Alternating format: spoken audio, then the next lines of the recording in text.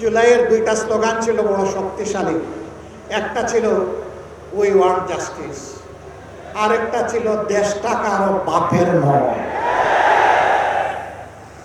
এদেশ বাংলাদেশের জনগণের।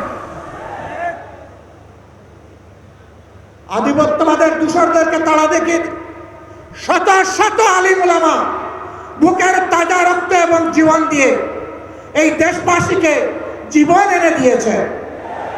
আমরা সেই আলিম উলামার সাথে বিশ্বাসঘাতকতা করব না।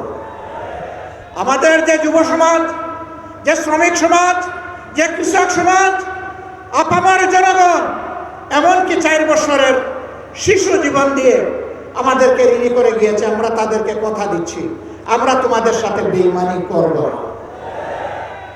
তোমাদের স্বপ্ন বাস্তবায়নে আমরা অবিচল সামনে এগিয়ে যাব ইনশাআল্লাহ। আমরা গভীরভাবে আস্থাশীল, ইনশাআল্লাহ আমাদের নয় জনগণের বিজয় হবে ইনশাআল্লাহ।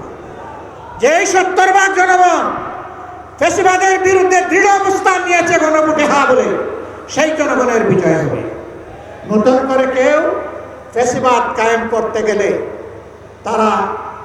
তাদেরকে অনুরোধ করব, নিকট অতীতের যাদেরকে এখন বুকে টেনে নিয়ে আপনারা এই নির্বাচনের বৈতরণী পার হয়েছেন, যাদের হাতে পায়ে ধরে ইঞ্জিনিয়ারিং করে ক্ষমতায় এসেছেন, তাদের পরিণতি থেকে শিক্ষা গ্রহণ করুন।